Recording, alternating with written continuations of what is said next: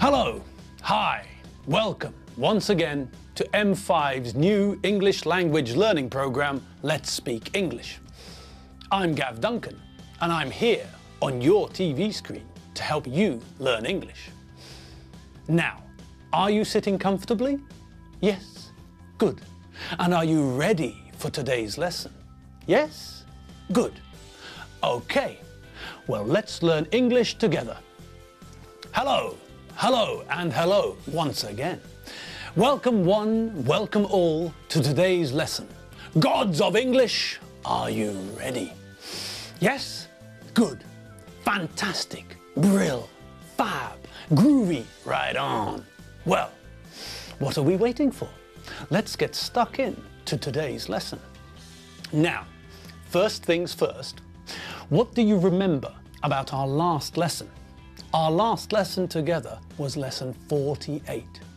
Lesson 48! That's incredible, isn't it? We've been together for 48 lessons.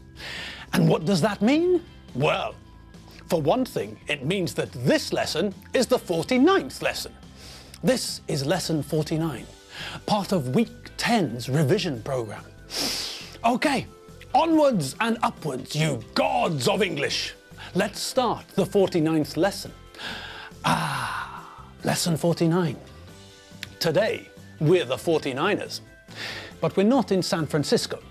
Today, we're the Hungarian 49ers. Okay, so let's revise some more English. Great. All right. What were we looking at last lesson? What was the last thing we saw in lesson 48? Do you remember? Of course you do. Okay, then someone tell me. Yes, that's correct.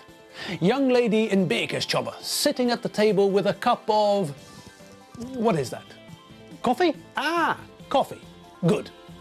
I hope you're enjoying your coffee. So, what was the last thing we saw in lesson 48? That's right.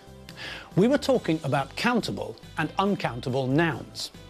We know that in English there are countable and uncountable nouns. We know that we use a and un and numbers with countable nouns. We don't use a and un and numbers with uncountable nouns because we can't count them. They're uncountable. We know that with countable nouns there's a singular and a plural form. Okay. So we all know the rules about the singular to plural noun spelling changes. Good. We know that we use a and un with countable nouns to mean one. We know when to use a and un. We use a when the first letter of the noun begins with or sounds like a consonant. And we use un when the first letter of the noun begins with or sounds like a vowel. Okay. We also know that usually, if we see that the first letter of the noun is a consonant, we know that we use a. And if we see that the first letter of the noun is a vowel, we know that we use un. So, what else do we know about countable and uncountable nouns? Well, we know that we always need a or un or a number with singular countable nouns. We live in a small house, not we live in small house. He's got a good job, not he's got good job. Because a and un mean one, we don't use them with plural countable nouns. We don't say she's wearing a blue trousers. Trousers are always plural, so we never use a or un with them. We never use a or un with uncountable nouns. We can't count these nouns, so we can't say there is a cheese or an electricity or 3 furniture. Cheese, electricity and furniture are uncountable, so we can't use a or un or a number with them. Now, do we all remember the nouns we learned in lesson 11? The list of nouns which are always plural. Think hard, think back. We looked at this again in lesson 31, lesson 31, lesson 31. So, we can't use a or earn with uncountable nouns.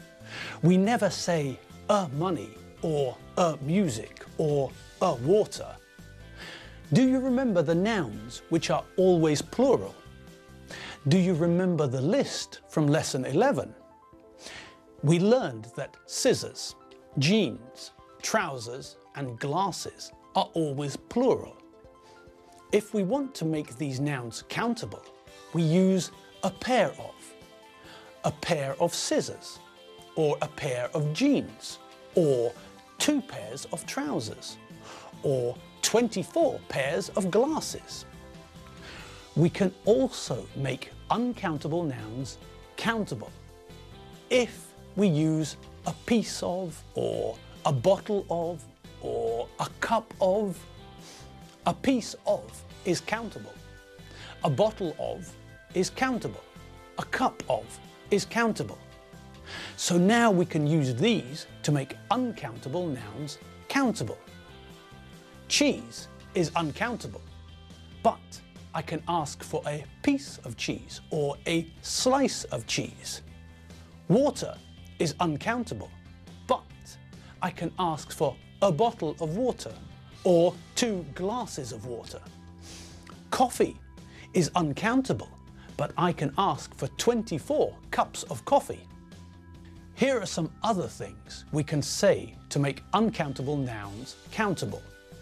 A bowl of, a piece of, a carton of, a bottle of, a can of, a bar of, a game of.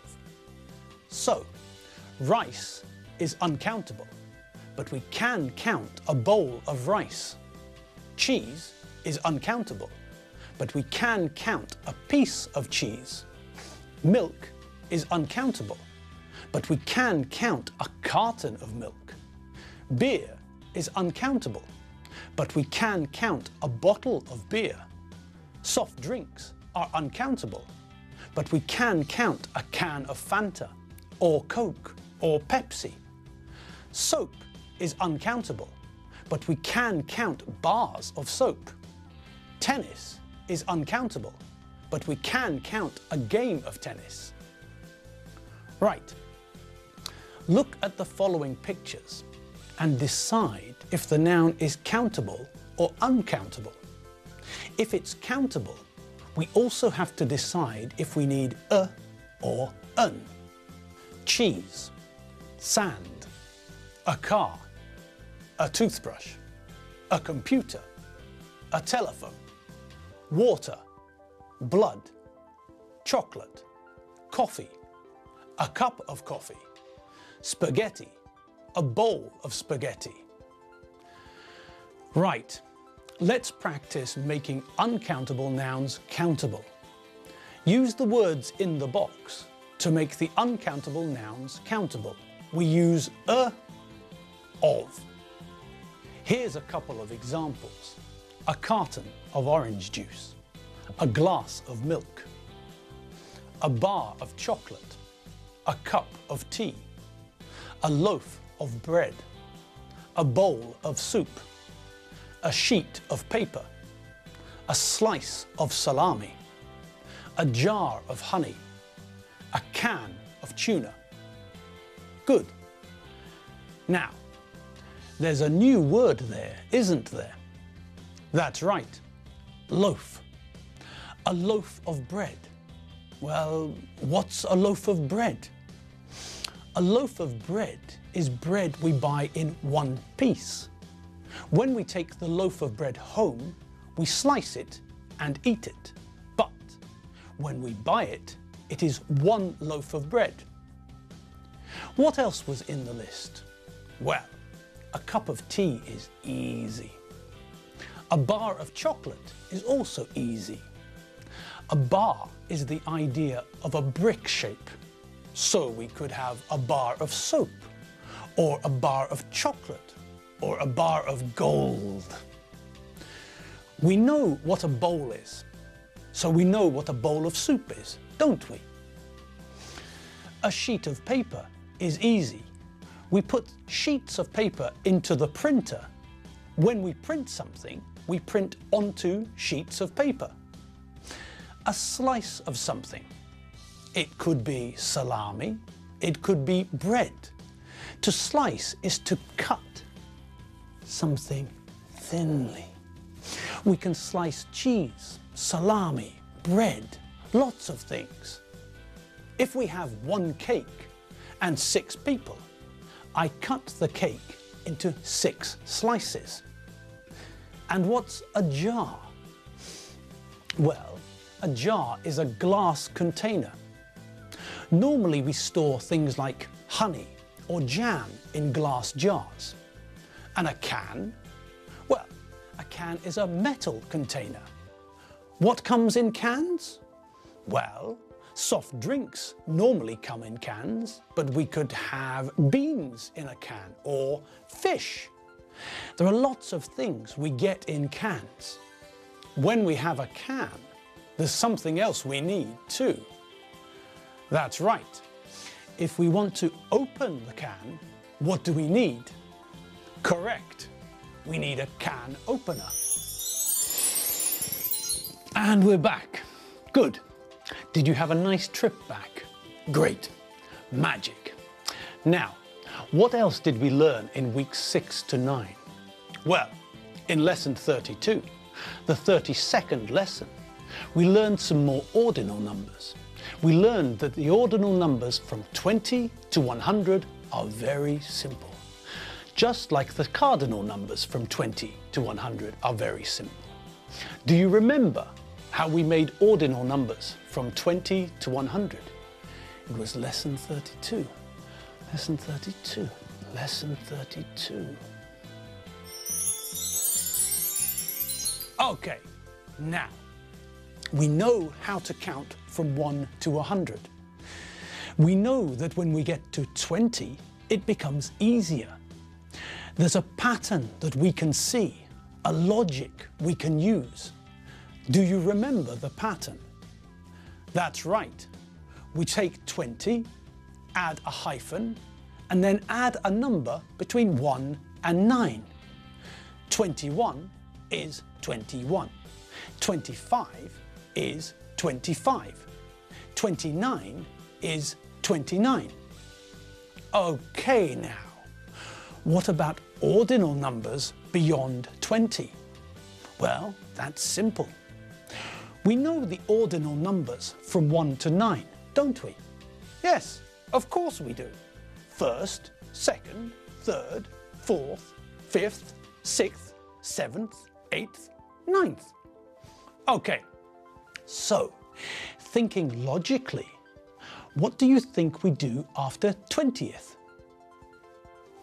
That's right. We take 20 and add an ordinal number between 1 and 9. Simple. So 21 is a cardinal number. But what's the ordinal version? That's right, 21st. We take 20, add a hyphen, and add an ordinal number from 1 to 9. Easy. So, what are the ordinal numbers from 20 to 29? 21st, 22nd, 23rd, 24th, 25th, 26th, 27th, 28th, 29th. And what comes next? That's right, 30th.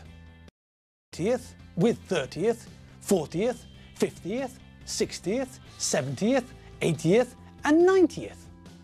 We change the Y to I before we add the th. So they look like this.